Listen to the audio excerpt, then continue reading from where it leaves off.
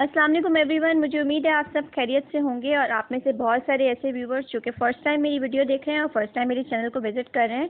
सो आपसे रिक्वेस्ट है कि थोड़ा सा टाइम निकाल कर मेरे चैनल को सब्सक्राइब कर दीजिए और अगर आपको वीडियो पसंद आई तो कमेंट सेक्शन में मुझे ज़रूर बताइएगा। साथ ही साथ आपको ये बता दूं कि ये वाली जो प्लेलिस्ट है जिसमें ये वीडियो ऐड करने वाली हूँ यानी कि CSS प्रिपरेशन, ये बहुत हेल्पफुल होने वाली है उन तमाम लोगों के लिए जो कि CSS की प्रिपरेशन कर रहे हैं और उन्होंने सोशियोलॉजी को ऑप्ट किया है एज अ सब्जेक्ट। सो आप इस प्लेलिस्ट में से हेल्प ले सकते हैं। साथ ही साथ मेरा चैनल जो है it is all about sociology. So अगर आप सोशियोलॉजी के स्टूडेंट हैं यूनिवर्सिटी में, आप अगर सोशियोलॉजी से रिलेटेड कोई नॉलेज हासिल करना चाहते हैं, अगर आप इसको ऑप्ट करने वाले हैं एज अ सब्जेक्ट और आप जानना चाह रहे हैं कि एक ऐसा सब्जेक्ट है, अपने कॉन्सेप्ट्स को क्लियर करना चाह रहे हैं या किसी और टेस्ट की प्रिपरेशन कर रहे हैं, so this channel is going to be very helpful for you all because it is having all the important basic concepts and theories and research related topics content of sociology. So इस वीडियो में हम जिन दो concepts की बात करने वाले हैं that are related to a French sociologist, very important thinker, that is Emile Durkheim। और वो जो दो कॉन्सेप्ट्स हैं वो हैं सोशल इंटीग्रेशन, यानी हमने इंटीग्रेशन का नाम तो सुना है। एमिल डर्कहाइम ने जब अपनी सोसाइटी की एक बहुत इंपॉर्टेंट थ्योरी जो कंसीडर की जाती है सोशियोलॉजी में, जब वो थ्योरी प्रेजेंट की थी तो उसमें उन्होंने कॉजेज़ के तौर पे कुछ फैक्ट्स डिस्कस किए थे और उनमें से एक फैक्ट था इंटीग्रेशन, जिससे उन्होंने दो टाइप्स ऑफ अपनी सोसाइटी को लिंक किया था। सो सोशल इंटीग्रेशन उस वे में बहुत इम्पॉर्टेंट है, एज अ कॉन्सेप्ट सोशियोलॉजी में समझने के लिए बहुत इम्पॉर्टेंट है। और साथ ही साथ इसी से लिंक करता हुआ, कनेक्ट करता हुआ एक और टॉपिक है सोशल सॉलिडेरिटी, जिसमें अगेन दो टाइप्स हैं सॉलिडेरिटी की, मैकेनिकल एंड ऑर्गेनिक सॉलिडेरिटी। सो उस पर भी बात करेंगे और देखेंगे कि ये दो टाइप्स ऑफ सॉलिडेरिटी हैं क्या और ये कौन सी सोसाइटीज़ में पाई जाती हैं। सो स्टार्ट करते हैं। फर्स्ट ऑफ ऑल बात करेंगे सोशल इंटीग्रेशन की। अगर आपने एमिल डर्कहाइम के बारे में नहीं सुना तो आपको बता दूं, he was a French sociologist and he was considered as functionalist thinker. यानी सोशियोलॉजी में जो तीन main schools of thoughts use होते हैं, फंक्शनलिस्ट, कॉन्फ्लिक्ट और सिंबॉलिक इंटरेक्शनिज्म, उनमें से जो स्ट्रक्चरल फंक्शनल पर्सपेक्टिव है उसके थिंकर्स में से एक थिंकर, एक एनालिस्ट डर्कहाइम को डिस्कस किया जाता है। साथ ही साथ डर्कहाइम के इम्पॉर्टेंट कॉन्ट्रीब्यूशंस में से एक है उनकी सोसाइटी थ्योरी, जिसमें उन्होंने जिस एरा में वो मौजूद थे, जिस सोसाइटी में वो मौजूद थे यानी कि फ्रेंच सोसाइटी, वहाँ पे लोगों को देखा था कि बहुत सारे लोग जो थे उस टाइम पे अपनी जान ले रहे थे, अपने आप को किल कर रहे थे, सुसाइड कमिट कर रहे थे। तो उन्होंने देखा कि कौन कौन से ऐसे सोशल फैक्टर्स हैं that drive towards this particular type of suicide. So उस पर उन्होंने बात की थी। साथ ही साथ उन्होंने सॉलिडेरिटी का कॉन्सेप्ट और सॉलिडेरिटी से रिलेटेड फिर जो दो डिफरेंट टाइप्स हैं सॉलिडेरिटी की वो डिस्कस की थी। सो सोशल इंटीग्रेशन को डिस्कस करते हैं। सबसे पहले सोशल इंटीग्रेशन का मतलब क्या है। इंटीग्रेट का मतलब क्या होता है, कनेक्टेड होना। जब आप कनेक्टेड हैं किसी भी चीज़ के साथ तो उसे हम इंटीग्रेशन कहते हैं। सोशल इंटीग्रेशन का मतलब होता है, ये वो टर्म है that is use to describe being involve in meaningful relationships. जब आप किसी के भी साथ कोई ख़ास मीनिंगफुल गहरे ताल्लुकात में, गहरे रिलेशनशिप्स में, मीनिंगफुल रिलेशनशिप्स में इन्वॉल्व होते हैं, तो आप इसे सोशल इंटीग्रेशन का नाम देते हैं। जैसे कि फॉर एग्जांपल अगर आपकी कोई बहुत अच्छी फ्रेंड या फ्रेंड है, आप उनके साथ बहुत मीनिंगफुल रिलेशंस में इन्वॉल्व है तो आप कहेंगे सोशल इंटीग्रेशन है। अगर आप अपने मुल्क के साथ, अपनी स्टेट के साथ बहुत ज़्यादा एसोसिएटेड हैं, अपनी जान तक देने को तैयार हैं, कुर्बान अपने आप को करने को तैयार हैं, जिसे हुब्बुन वतनी कहा जाता है, तो उसे भी आप सोशल इंटीग्रेशन का नाम देंगे। यानी जहाँ पे you are involve in meaningful relationships. And this term was coined by British sociologist David Lockwood. Social integration है क्या? बेसिकली ये एक डायनेमिक और एक प्रिंसिपल्ड प्रोसेस है जहाँ पे सोसाइटीज़ क्यों इंगेज होती हैं इसमें, ताकि वो एडवांस हो सकें, ताकि वो सोशल डेवलपमेंट की तरफ जा सकें। आप सोशली कब डेवलप्ड होते हैं? जब इंटीग्रेशन होती है। जाहिर है जब इंटीग्रेशन नहीं होगी, जब एसोसिएशन नहीं होगा, जब आप कनेक्टेड नहीं होंगे तो आप डेवलप कैसे करेंगे सोशली। तो सोशल इंटीग्रेशन का मतलब है एक ऐसा प्रोसेस जिसमें सोसाइटीज़ इंगेज्ड होती हैं, इन्वॉल्व होती हैं just to advance social development. और सोशल इंटीग्रेशन का मकसद क्या होता है? एक ऐसा माशरा बनाना, एक ऐसी सोसाइटी बनाना जिसकी बुनियाद है नॉन डिस्क्रिमिनेशन, यानी हर कोई बराबर है। ऐसा नहीं है कि आप किसी के साथ किसी के पास अनइक्वल अपॉर्चुनिटीज़ हैं based on gender, race, class, ऐसा कुछ भी नहीं होता। बल्कि ये वो सोसाइटीज़ होती हैं, सोशल इंटीग्रेशन का मकसद होता है ऐसी सोसाइटीज़ बनाना that are based on non discrimination, that are based on tolerance, respect for diversity. यानी अगर माशरे में डिफरेंट तरह के लोग हैं, वैरायटी है, मल्टीकल्चरलिज्म है, डिफरेंट क्लासेस हैं, रेसेस हैं, तो आप उनको रिस्पेक्ट देंगे। ऐसा नहीं है कि आप किसी को उसके रेस, क्लास, जेंडर या किसी भी वजह से आप उसे डिस्क्रिमिनेट करना स्टार्ट कर दें। ऐसी सोसाइटीज़ जहाँ पे अपॉर्चुनिटी की इक्वालिटी हो, हर किसी के पास इक्वल चांसेस हों, इक्वल अपॉर्चुनिटीज़ हों, इक्वल एक्सेस हों towards anything. It could be your job, it could be educational opportunities, it could be anything. A society that is based on solidarity। Solidarity क्या है? आम अल्फाज में तो इसको यकजहती कहते हैं, लेकिन इस कॉन्सेप्ट को आगे इसी वीडियो में मज़ीद डिस्कस करूँगी। साथ ही साथ एक ऐसी सोसाइटी जिसमें सिक्योरिटी हो, जिसमें तमाम लोगों के पास इक्वल राइट्स हों, बेशक वो किसी भी रेस से ताल्लुक़ रखते हों, किसी भी क्लास से, किसी भी एज, एथनिसिटी से, किसी भी कल्चरल बैकग्राउंड से ताल्लुक़ रखते हों, किसी भी पॉलिटिकल या रिलीजियस बिलीफ से ताल्लुक़ रखते हों, या किसी भी तरह के डिफरेंसेस पाए जाते हों।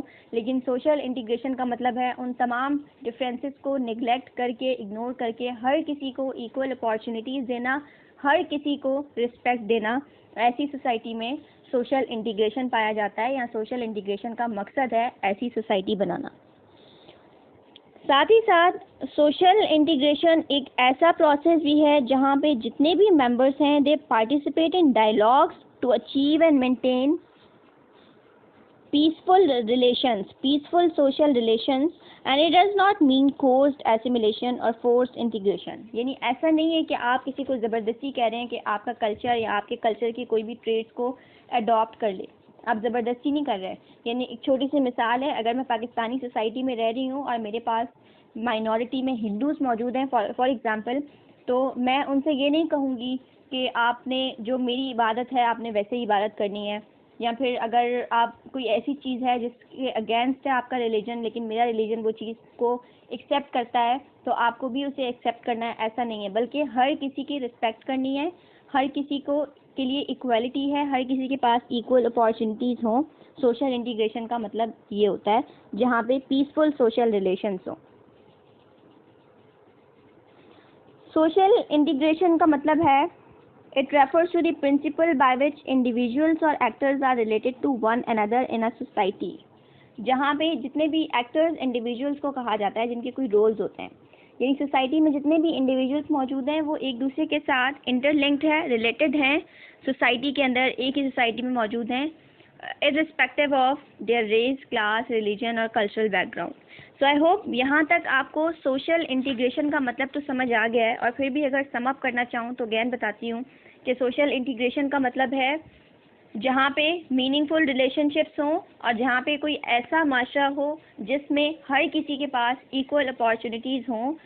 ऐसा नहीं है कि अगर किसी की रेस, क्लास या जेंडर डिफरेंट है या फिर सबऑर्डिनेट ग्रुप्स हैं और माइनॉरिटी ग्रुप्स हैं तो उन्हें डिस्क्रिमिनेट किया जाए, ऐसा कुछ नहीं हो।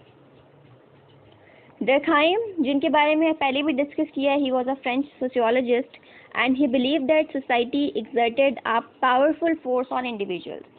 डर्कहाइम क्योंकि फैक्ट्स के ऊपर बिलीव करते थे, क्योंकि इन्होंने जो अपनी सुसाइड की थ्योरी दी थी उसमें भी इन्होंने कुछ फैक्ट्स की बात की थी। इन्होंने कहा था कि ऐसा नहीं है कि अगर कोई इंडिविजुअल सुसाइड कर रहा है तो उसके पीछे उसके इंडिविजुअल फैक्टर्स नहीं हैं, बल्कि ये माशरा है, माशरे में मौजूद कुछ फैक्ट्स हैं, कुछ चीज़ें हैं जो कि इंसान को मजबूर करती हैं कि वो अपनी जान ले।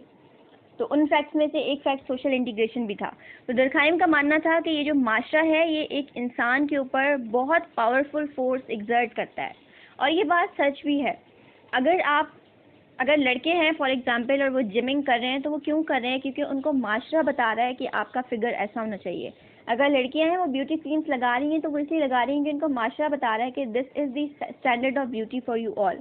आप जो कुछ भी कर रहे होते हैं आप बेसिकली माशरे को देखकर कर रहे होते हैं। आप ये देख रहे होते हैं क्या चीज़ सोसाइटी में एक्सेप्टेबल है, मुझे वही करना है, वरना मैं आउट क्लास समझा जाऊँगा या समझी जाऊँगी।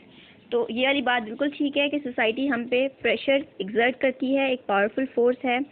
एंड अब किस तरह से इस चीज़ को मज़ीद अगर देखें तो डर्कहाइम के मुताबिक लोगों के जो नॉर्म्स होते हैं, बिलीव्स होते हैं और वैल्यूज़ होते हैं, ये मिलकर लोगों में कलेक्टिव कॉन्शियसनेस बनाते हैं। यहाँ पे हम ये कह सकते हैं कि ये जो नॉर्म्स, वैल्यूज़ और बिलीव हैं, ये एक शेयर्ड वे है of understanding and behaving in the world. जो भी आपके नॉर्म्स, वैल्यूज़ एंड बिहेवियर्स होते हैं, बिलीव्स होते हैं, वो बेसिकली शेयर्ड होते हैं। जैसे इससे पहले जब कल्चर का टॉपिक डिस्कस किया था तो उसमें कहा था कि कल्चर इज़ शेयर्ड, यानी जितनी भी चीज़ें हैं वो शेयर्ड हैं, आप एक दूसरे से शेयर कर रहे होते हैं और आने वाली जनरेशन्स में आप उन्हें ट्रांसमिट भी कर रहे होते हैं। So everything is shared. और ये सब क्यों होता है, ये वैल्यूज़, बिलीव्स क्यों बनाए जाते हैं? ताकि आप समझ सकें कि आपने ज़िंदगी कैसे गुजारनी है, दुनिया में रहते हुए, सोसाइटी में रहते हुए कैसे बिहेव करना है। और यही कलेक्टिव कॉन्शियसनेस होती है जो कि इंडिविजुअल्स को एक साथ बाइंड करती है और सोशल इंटीग्रेशन बनाती है। कैसे लोग एक साथ इंटीग्रेट होते हैं? जब मुझे ये पता होगा कि जो मेरे साथ जो लोग रह रहे हैं उनकी जो वैल्यूज़ हैं, उनके जो बिलीव्स हैं वो सेम है, मेरे साथ सिमिलैरिटीज़ हैं, तो हम मज़ीद करीब आएंगे, हमें सोशल इंटीग्रेशन पाया जाएगा। लेकिन यहाँ पे अगेन फिर वही वाली बात होती है कि जिनका कल्चर हमसे डिफरेंट है, ऐसा नहीं है कि हम उन्हें डिस्क्रिमिनेट करना स्टार्ट कर दें या उनके लिए अनइक्वल अपॉर्चुनिटीज़ क्रिएट करें, ऐसा भी नहीं होना चाहिए। डर्कहाइम के मुताबिक डर्कहाइम ने ये देखा था कि जो बढ़ती हुई आबादी थी या आबादी की जो बढ़ती हुई डेंसिटी थी, इट वाज अ की factor in the advent of modernity. Durkheim के मुताबिक जो बढ़ती हुई आबादी या उसकी जो डेंसिटी थी, जैसे जैसे आबादी बढ़ती है वैसे वैसे मॉडर्निटी आती है, और जैसे जैसे सोसाइटी कॉम्प्लेक्स बनती जाती है, लोग मज़ीद इकोनॉमिक एक्टिविटी में इन्वॉल्व होते हैं, ट्रेड वगैरह करते हैं, और जब लोग वर्क ओरिएंटेड हो जाते हैं, जब लोग पैसा कमाने की तरफ जाते हैं, इकोनॉमिक मीन्स की तरफ जाते हैं, तो वो अपनी फैमिली के साथ, रिलीजन के साथ या सॉलिडारिटी वगैरह मीन्स अपने ट्रेडिशनल बॉन्ड्स को लूज़ कर देते हैं। और ये बात तो सच है। आज अगर आप कहते हैं कि सोसाइटी मटीरियलिस्टिक सोसाइटी है, तो आप क्यों कह रहे होते हैं? क्योंकि लोग अगर किसी से मिलते भी हैं तो उसके पीछे भी कोई मकसद इन्वॉल्व होता है।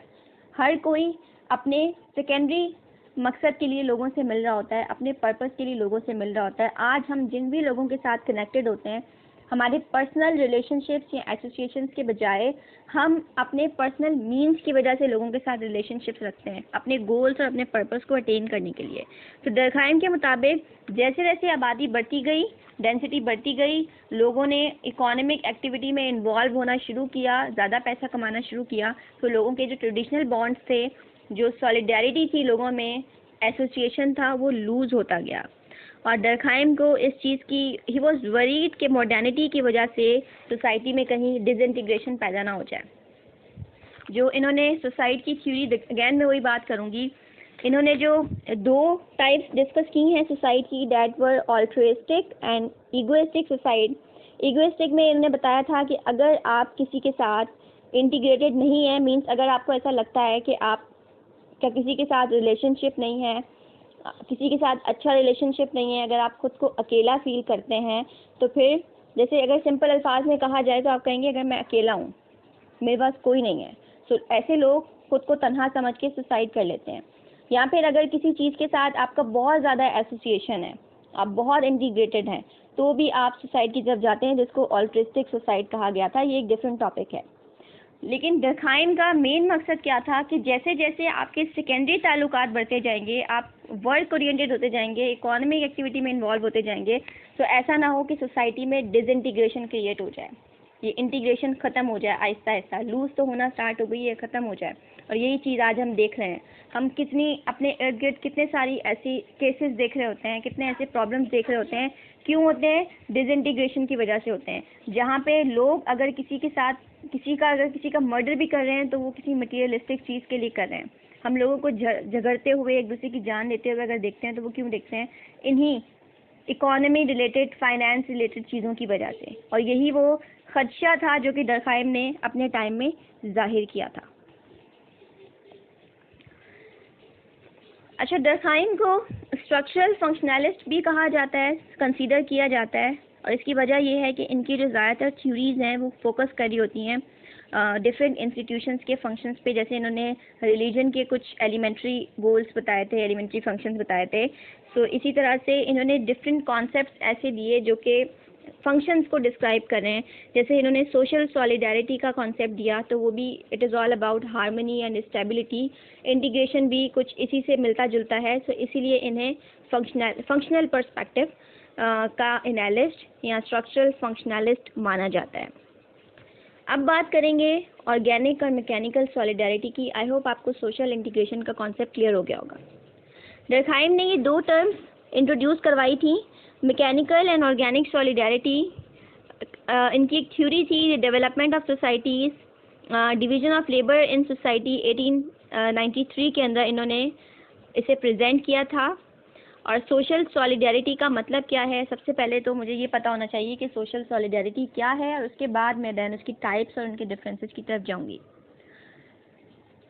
सोशल सॉलिडारिटी का मतलब है ऐसा सोशल कोहेजन जिसमें लोग एक दूसरे पे डिपेंडेंट हैं, स्पेशली मोस्ट एडवांस सोसाइटीज़ के अंदर। यानी एक ऐसा प्रोसेस, एक ऐसा कोहेजन जिसमें लोग एक दूसरे के ऊपर डिपेंडेंट हैं। एक और डेफिनेशन की अगर बात करें तो सॉलिडारिटी का मतलब है यूनिटी होना। कौन सी unity? That is shown by a society based on the community of interest, objectives and standards. ये जो हम डिपेंडेंस की ऑब्जेक्टिव्स वगैरह की बात करें, ये क्यों? देखें, सॉलिडारिटी कब आएगी? जब डिपेंडेंस होगी। और डिपेंडेंस क्यों होती है? जैसे आज मॉडर्न सोसाइटीज़ के अंदर हम अपने गोल्स को अचीव करने के लिए लोगों के साथ इंटीग्रेटेड होते हैं, लोगों के साथ कनेक्टेड होते हैं, हमारे रिलेशनशिप्स लोगों के साथ होते हैं ताकि हम अपने गोल्स को अटेन कर सकें। तो बेसिकली हम डिपेंडेंट हैं, और यही डिपेंडेंस बेस बनती है सोशल सॉलिडारिटी की। मैकेनिकल और organic solidarity, then again social solidarity की दो टाइप्स हैं। और डर्कहाइम के मुताबिक the type of solidarity we observe in pre modern societies, यानी मॉडर्निटी आने के बाद, जैसे मॉडर्निटी की बात की डर्कहाइम ने कि जब मॉडर्निटी आती है तो उसके बाद सोशल इंटीग्रेशन कम होता है, लोगों के ट्रेडिशनल बॉन्ड्स लूज होते जाते हैं, लोग इकोनॉमिक एक्टिविटी में इन्वॉल्व होते हैं। तो जो मॉडर्निटी से पहले की सोसाइटीज़ थी, प्री मॉडर्न सोसाइटीज़, वहाँ पे मैकेनिकल सॉलिडारिटी पाई जाती थी या पाई जाती है, जबकि वो सोसाइटीज़ जो कि मॉडर्न सोसाइटीज़ हैं वहाँ पे आपको ऑर्गेनिक सॉलिडारिटी नज़र आती है। सो ये एक मेन डिफरेंस है। मज़ीद डिफरेंसेस की बात करते हैं, क्योंकि पेपर्स में अक्सर आपसे क्वेश्चन पूछा जाता है, what do you understand by a particular type of solidarity, नाम दे देते हैं या फिर आपसे कहते हैं कि आप डिफरेंस बताएं। So this content is going to be helpful for you all. Differences की बात करते हैं, मैकेनिकल और ऑर्गेनिक सॉलिडारिटी में क्या फ़र्क है। सबसे पहला, मैकेनिकल सॉलिडारिटी वो है जो कि अराइज होती है मेंबर्स की होमोजेनिटी की वजह से। होमोजेनिटी और हीट्रोजेनिटी का क्या मतलब है? होमोजेनिटी का मतलब है जहाँ पे सिमिलर कैरेक्टरिस्टिक्स हों, और हीट्रोजेनिटी का मतलब है जहाँ पे डिफरेंट कैरेक्टरिस्टिक्स हों, वेरियस ग्रुप्स हों, वैरायटी हो। तो जो मैकेनिकल सॉलिडारिटी है इसकी वजह होती है होमोजेनिटी, जबकि ऑर्गेनिक सॉलिडारिटी की वजह होती है इंटरडिपेंडेंस, हीट्रोजेनिटी। यानी मॉडर्न सोसाइटीज़ के अंदर जहाँ पे लोग एक दूसरे के साथ इंटरडिपेंडेंट हैं, इसलिए उनमें सोशल कोहेजन होता है। सेकेंड डिफरेंस है, मैकेनिकल सॉलिडारिटी में मेंबर्स सेम होते हैं, सिमिलर होते हैं।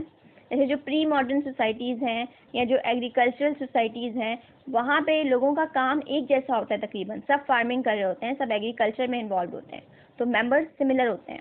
जबकि जैसे जैसे मॉडर्न सोसाइटीज़ होती जाती हैं, वहाँ पे फिर लोग मैन्युफैक्चरिंग की तरफ जाते हैं, नॉन एग्रीकल्चरल मीन्स की तरफ जाते हैं।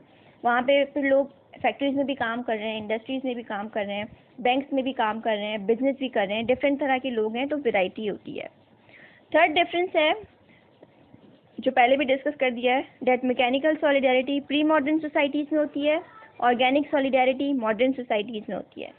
मैकेनिकल सॉलिडारिटी में लोगों की एक दूसरे पे इंटरडिपेंडेंस कम होती है ऑर्गेनिक के मुकाबले में। कैसे? क्योंकि मैकेनिकल में एक ही तरह के लोग हैं, एक ही तरह का पेशा है, तो हर कोई सेल्फ डिपेंडेंट होता है, खुद से एक्टिविटी में इन्वॉल्व होता है, हमें पता होता है कि हमने खुद करना है और खुद ही अर्न करना है।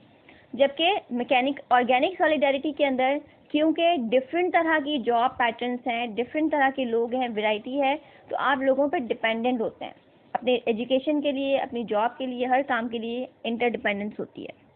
और लास्ट है, मैकेनिकल सॉलिडारिटी में डिवीजन ऑफ लेबर कम होता है। इसकी वजह क्या है? ज़ाहिर है एक ही तरह का काम है तो डिवीजन ज़्यादा नहीं होगी, जबकि ऑर्गेनिक में कॉम्प्लेक्स डिवीजन ऑफ लेबर होता है। इसकी वजह क्या है? मॉडर्न सोसाइटीज़ में वही वाली बात है कि जब बहुत सारा काम है तो फिर हायरार्की होगी, रैंकिंग ऑर्डर होगा, स्ट्रेटिफिकेशन होगा, डिवीजन ऑफ लेबर होगा, डिफरेंट तरह के लोग होंगे, क्योंकि काम ज़्यादा है, टास्क ज़्यादा है, तो उनको करने वाले लोग भी ज़्यादा है, डिवीजन ज़्यादा करनी है।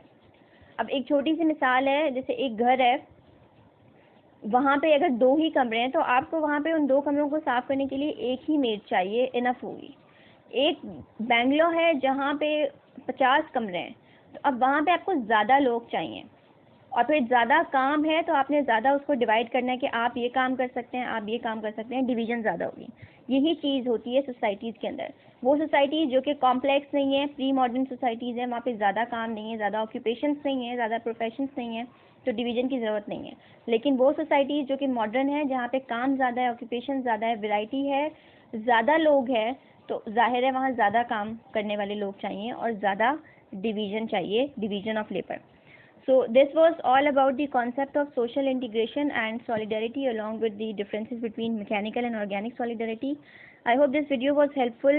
अपना feedback ज़रूर बताइएगा comment section में, और soon I'll be uploading more videos, more content related to CSS preparation.